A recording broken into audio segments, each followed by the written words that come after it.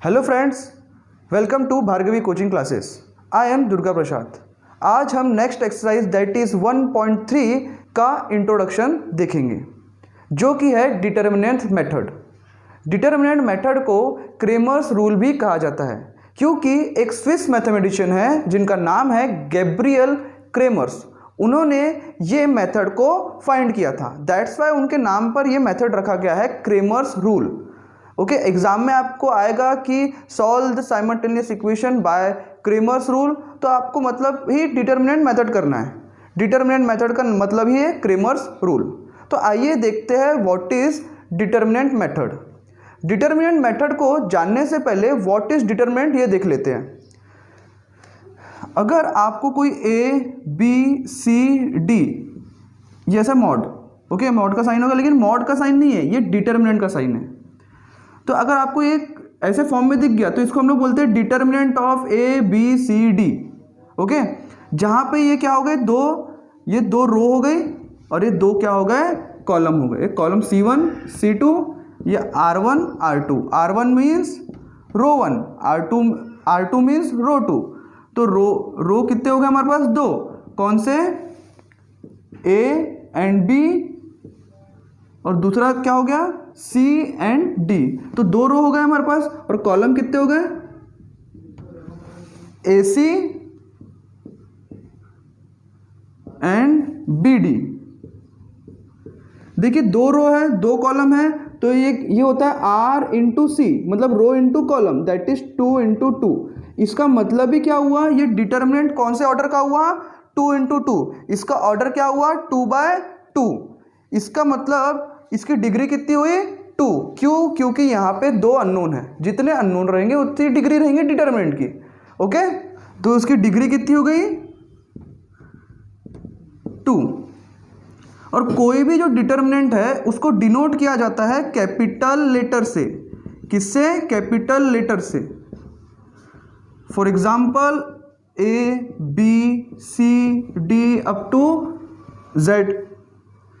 देखिए कैसे होगा, मतलब इसको मैं बोलता हूँ डिटर्मिनेंट ए। मतलब अब हमको क्या होगा कि इतना बड़ा डिटर्मिनेंट बार बार बोलने की जरूरत नहीं पड़ेगी। Determinant A B C D direct हम लोग बोलेंगे डिटर्मिनेंट ए। डिटर्मिनेंट ए का मतलब ही क्या होगा, determinant of A B C D। Okay friends, अब हम देखेंगे वैल्यू ऑफ डिटर्मिनेंट। देखिए मैं इसे मिटा देता हूँ।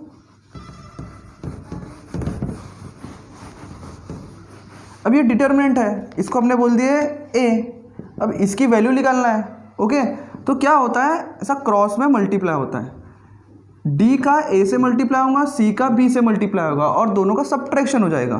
देखिए कैसे होगा, ए इंटू डी, ए इंटू डी माइनस सी इंटू बी, मतलब बी इंटू सी। ओके, क्या हुआ, इन दोनों का मल्टीप्लाई हुआ। ठीक है, ये फर्स्ट टर्म हो गई माइनस ये सेकेंड टर्म हो गई। ओके फ्रेंड्स, इसी को बोलेंगे हम लोग वैल्यू ऑफ डिटर्मिनेंट्स। अब हम कुछ एग्जाम्पल लेंगे। ठीक है, आपके पेज नंबर 10 में कुछ सॉल्व एग्जाम्पल्स है, उसे हम सॉल्व कर लेते हैं। वहाँ पे लिखा है find the value of the following determinant. उसमें से पहला एग्जाम्पल है 5 3 7 9, और यहाँ पे लिखा हुआ है ए। मतलब ए जो है वो क्या है, 5 3 7 9। इसका हमको क्या लिखना है, डिटर्मिनेंट। तो क्या होगा, 9 का 5 से मल्टीप्लाई होगा, जैसे डी का ए से मल्टीप्लाई, 9 का 5 से मल्टीप्लाई होगा, तो 9 इंटू 5 हो जाएगा। ओके, माइनस 7 इंटू 3,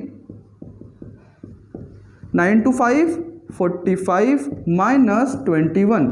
सॉल्व करेंगे तो आंसर क्या आ जाएगा, 24। तो ये हो गया हमारा आंसर।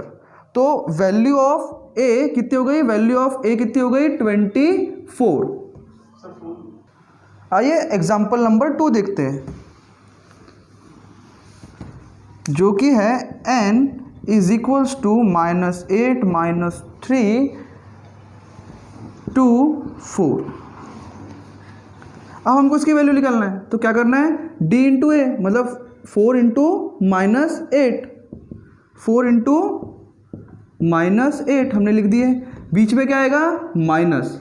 ठीक है, फिर क्या होगा, 2 इंटू -3, 2 इंटू -3।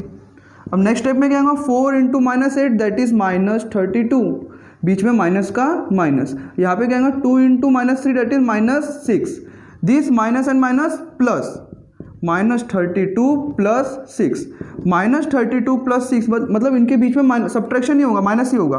तो क्या हो जाएगा 32 माइनस अगर 6 करेंगे तो क्या हो जाएगा 26 हो जाएगा। लेकिन बड़ा नंबर 32 है तो क्या होगा -26। तो वैल्यू ऑफ n कितनी हो गई, -26। इसी तरीके से हमको क्या निकालना है, वैल्यू ऑफ डिटरमिनेंट निकालना है। आइए क्वेश्चन नंबर 3 करते हैं, जो कि है b इज इक्वल्स टू क्या है 2√3 इंटू 9 2 और यहाँ पे लिया है 3√3, means determinant of this equals to b। ठीक है, हमको b की वैल्यू फाइंड करना है।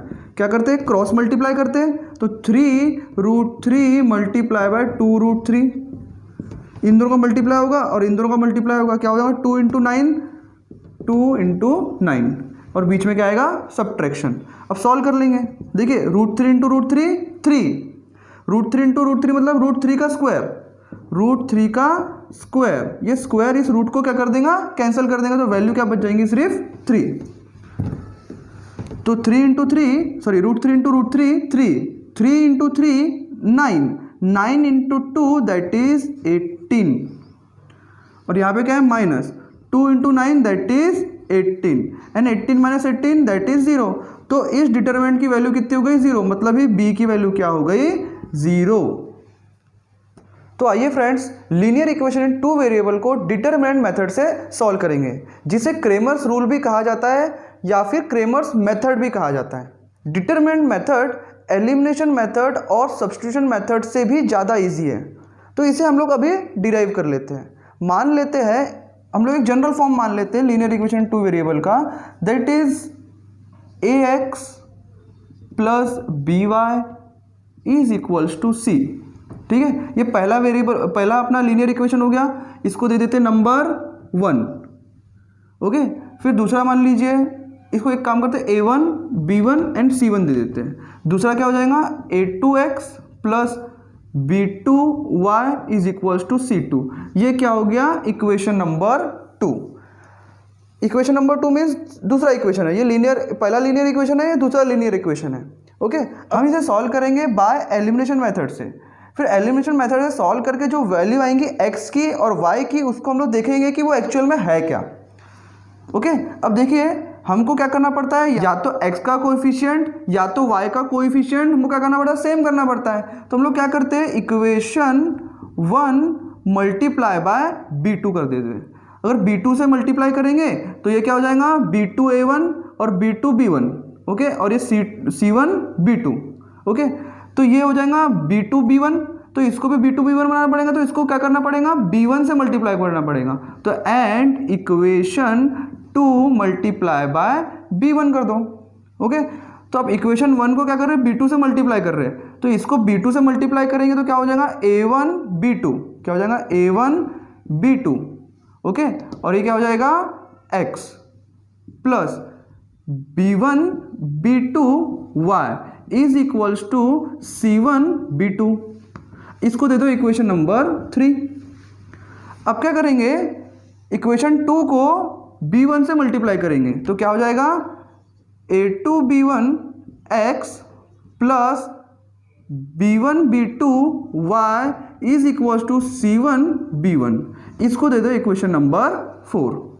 अब देखिए y का कोएफिशिएंट सेम हो गया, तो हम लोग क्या बोलेंगे, by equation 3 minus equation 4। Equation 3 minus 4 करेंगे तो क्या हो जाएगा, देखिए a1 b2x plus b1 b2y is equal to c1 b2, और नीचे क्या लिखेंगे हम लोग, a2 b1x plus b1 b2y is equal to c2 b1। क्या कर रहे हैं, माइनस, और माइनस करते तो सेकंड वैल्यू के क्या होते हैं, सबके साइन चेंज हो जाते हैं, प्लस का माइनस। ओके, यहाँ पे तो माइनस है ही नहीं, और ये वैल्यू क्या हो जाएंगी, कैंसिल, क्योंकि सेम है। देखो b1 b2 y बीच में क्या है माइनस। अब यहाँ पे क्या बच जाएगा, a1 b2x minus a2 b1x is equals to c1 b2 minus c2 b1। अब हमको निकालनी है x की वैल्यू। तो देखो ये दोनों में से x कॉमन निकाल लेंगे हम लोग, बाकी तो कॉमन है ही नहीं, तो x कॉमन निकाल लिए तो क्या बच गया, a1 b2 minus a2 b1 is equals to c1 b2 minus c2 b1। अब ये x multiply by this term है, ये इधर जाएगा तो क्या हो जाएगा डिवाइड में, तो x की वैल्यू क्या हो जाएगी, x की वैल्यू हो जाएंगी c1 b2 minus c2 b1 divided by, देखिए मल्टीप्लाई में था, इधर क्या तो डिवाइड में हो जाएगा, डिवाइडेड बाय क्या हो जाएगा, a1 b2 minus a2 b1 ये किसकी वैल्यू हो गई, x की वैल्यू। सिमिलरली अगर हम x का कोएफिशिएंट सेम करें और उसको एलिमिनेशन मेथड से सॉल्व करें तो y की वैल्यू आएंगी a1 c2 minus a2 c1 divided by a1 b2 minus a2 b1। देखिए ये x की वैल्यू हो गई, ये y की वैल्यू हो गई।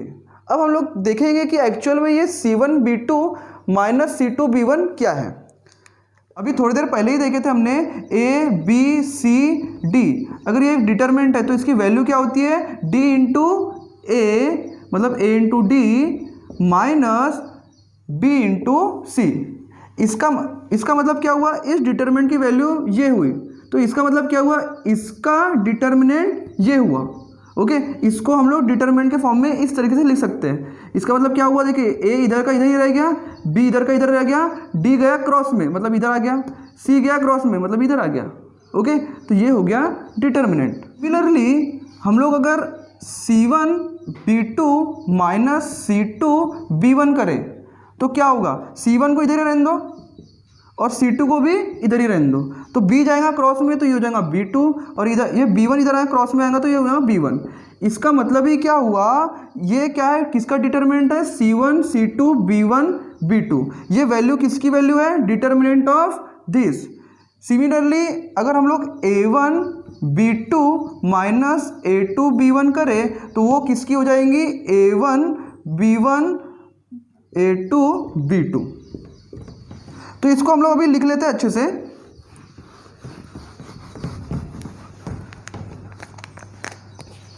देखिए क्या हुआ, c1 b2 minus c2 b1, इसका मतलब क्या हुआ, determinant of c1 c2 b1 b2।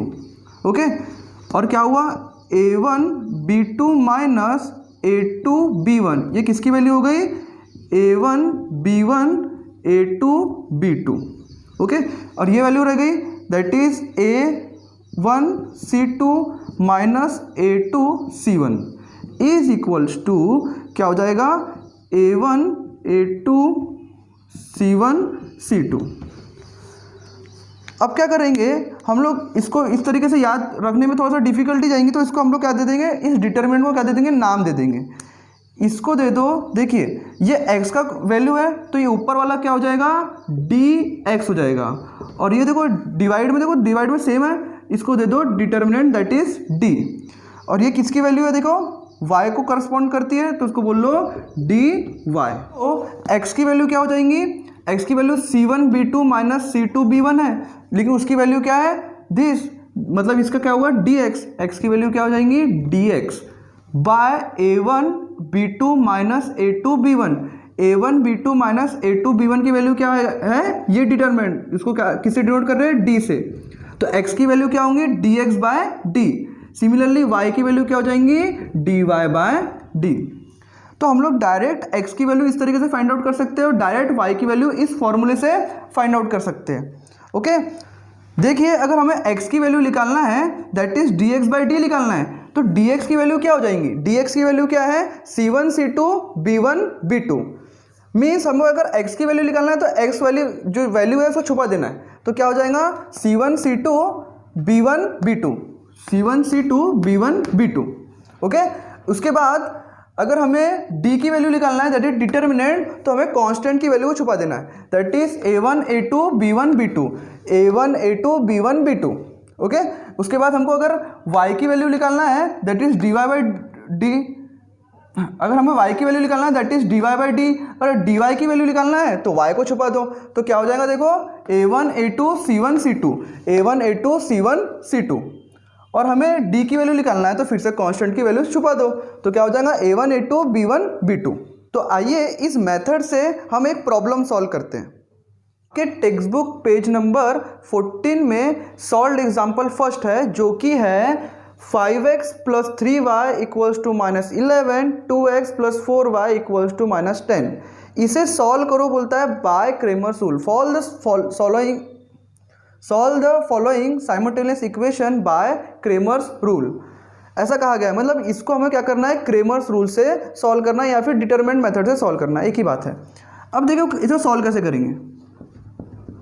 सबसे पहले गिवन इक्वेशन लिख लीजिए, गिवन इक्वेशंस आर, ठीक है। गिवन इक्वेशन आर क्या है, 5x + 3y = -11 और लिखा है 2x, जैसे हम लोग एलिमिनेशन मेथड में करते हैं वैसे एक के नीचे एक लिख लेंगे, 2x + 4y = -10। इसे इक्वेशन नंबर नहीं देंगे, हम लोग डायरेक्ट लिखेंगे बाय क्रेमर्स रूल। क्या होता है bye Cramer's rule, x = dx/d, देखिए उधर, एंड y = dy/d। इसको दे दो इक्वेशन नंबर 1, इसको दे दो इक्वेशन नंबर 2। देखिए अब हमको क्या करना है, x की वैल्यू निकालने के लिए हमको dx चाहिए और d चाहिए, y की वैल्यू निकालने के लिए dy चाहिए और d चाहिए। तो पहले हम लोग dx dy और d फाइंड आउट कर लेंगे और उसकी वैल्यू इसमें पुट कर देंगे और x और y की वैल्यू फाइंड कर लेंगे। तो क्या होता है, पहले dx निकालते हैं, dx। देखिए dx निकालने के लिए मैंने आपको बताया था x की वैल्यू क्या कर लो, छुपा लो। फिर क्या होता है उसका answer c1 c2 b1 b2। Okay, इसको स्ट्रेट में लिखो, -11 -10 3 4। अगर आप इसको -11 -10 इधर लिखोगे, 3 4 इधर लिखोगे तो भी आंसर सेम ही आएगा। c1 c2 b1 b2 ऐसा लिखोगे तो भी आंसर आएगा, c1 c2 b1 b2 ऐसा लिखोगे तो भी आपका आंसर सेम आएगा। इसके बाद क्या करते हैं, क्रॉस मल्टीप्लाई करते हैं, 4 × -11 दैट इज -44, बीच में आता है क्या, माइनस, -10 × 3 दैट इज -30। क्या होगा, -44 +30, तो आंसर क्या आएगा, -14। ये -14 किसकी वैल्यू है, dx की वैल्यू है, तो dx की वैल्यू मिल गई। अब हम लोग क्या करेंगे, dy की वैल्यू फाइंड आउट करेंगे, ठीक है। अब dy = क्या होता है, dy = हम लोग y को छुपाना पड़ता है, तो वैल्यू क्या रहती है, a1 a2 c1 c2, तो 5 2 -11 -10, इसको सॉल्व करेंगे, -10 × 5 दैट इज -50, ब्रैकेट में लिखेंगे इसे, बीच में क्या आता है, माइनस, सेकेंड ब्रैकेट में क्या आएगा, 2 × -11 दैट इज -22, तो क्या हो जाएगा, -50 -22, इसे सॉल्व करेंगे तो आंसर आएगा 28 दैट इज -28। ये किसकी वैल्यू हो गई, dy की वैल्यू हो गई। अब हम लोग किसकी वैल्यू निकालेंगे, d की वैल्यू। d की वैल्यू निकालने के लिए क्या करना पड़ता है, हमको कांस्टेंट को छुपाना पड़ता है। तो क्या होता है, a1 a2 b1 b2, तो क्या हो जाएगा, ये 5 2 3 4, इसका डिटरमिनेंट निकाल रहे हैं हम लोग, तो क्या हो जाएगा, 4 × 5 दैट इज 20, बीच में आएगा minus, 2 × 3 that is 6, 20 minus 6 that is 14। तो डी की वैल्यू कितनी हो गई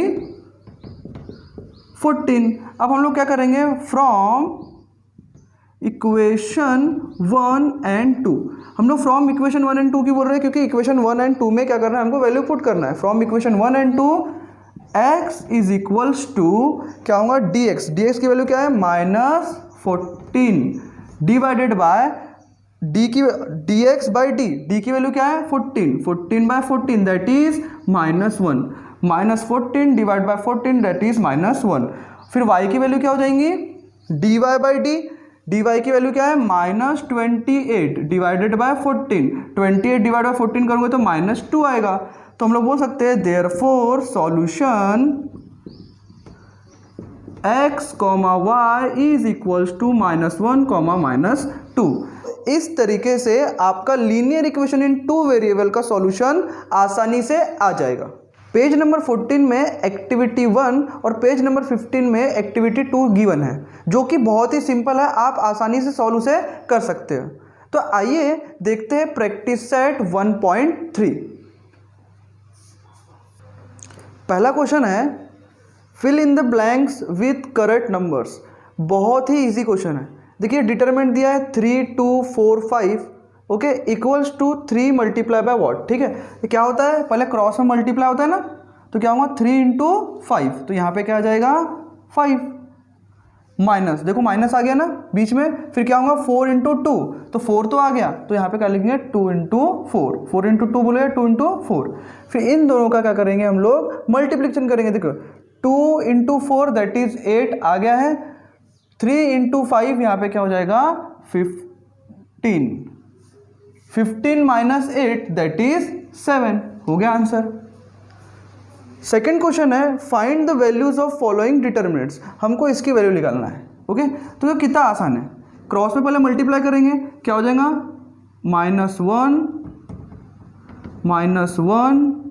इंटू 4, बीच में क्या आता है minus 2 into 7, 2 into 7, -1 into 4 that is -4, ये हो जाएगा -2 into 4 that is 14, -4 minus 14 that is, हाँ तो क्या हो जाएगा 2 into 7 that is 14 okay is equals to -4 minus 14 that is -18।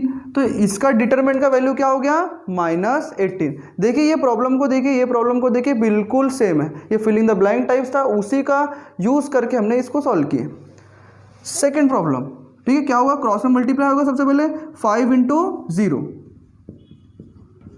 बीच में क्या आएगा माइनस, दूसरे पैकेट में क्या आएगा 7 into 3 that is 3 into -7, 3 into -7 is equals to 5 into 0 0, ये आ गया बीच में minus, 3 into -7 that is -21 and minus और माइनस क्या हो जाएगा plus, +21 plus 0 that is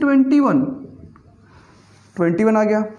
next question है 7/3 5/3 ओके 5/3 है 2 नहीं है 5/3, फिर 3/2 और 1/2। देखिए फ्रैक्शन में तो घबराने का नहीं, फ्रैक्शन को देखकर जैसा रूल है वैसा फॉलो करेंगे। तो क्या होगा पहले इनका क्रॉस में मल्टीप्लाई होगा, माइनस होगा, इनका क्रॉस में मल्टीप्लाई होगा, तो क्या करेंगे 7/3 मल्टीप्लाई बाय 1/2, सब्ट्रैक्शन होगा किसका 5/3 मल्टीप्लाई बाय 3/2 से। ओके अब इसे सॉल्व कर लेंगे।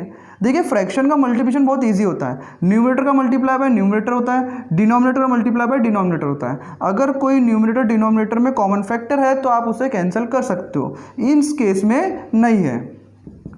7 मल्टीप्लाई बाय 1 7, 3 मल्टीप्लाई बाय 2 6, बीच में माइनस है तो माइनस लिखो, 5 multiply by 3 15 divided by 3 multiply bye 2 that is 6। देखिए डिनोमिनेटर सेम है तो डिनोमिनेटर तो वैसे का वैसे आ जाएगा, फिर डिनोमिनेटर सेम होता है तो न्यूमरेटर का सब्ट्रैक्शन या फिर एडिशन होता है, वो डिपेंड किस पे करता है इस साइन में, बीच में क्या है सब्ट्रैक्शन, तो सब्ट्रैक्शन होगा 7 माइनस 15, 7 माइनस 15 कितना होता है -8 होगा, बड़ा नंबर 15 है। इसको सॉल्व करेंगे, देखो अभी कॉमन फैक्टर है, ये 2 से कट जाएगा, 2 कटेगा 4 टाइम्स, 2 कटेगा 3 टाइम्स, तो आंसर क्या होगा -4/3। ये हो गया हमारा आंसर। इस प्रकार आप डिटरमिनेंट की वैल्यू बहुत ही आसानी से निकाल सकते हो। सो फ्रेंड्स, इस वीडियो में इतना ही। इसका क्वेश्चन नंबर 3 हम नेक्स्ट वीडियो में सॉल्व करेंगे। वीडियो अच्छा लगा तो लाइक कीजिए, ज़्यादा से ज़्यादा शेयर कीजिए, और आपने अभी तक सब्सक्राइब नहीं किया हो तो प्लीज़ सब्सक्राइब कीजिए। Thank you very much.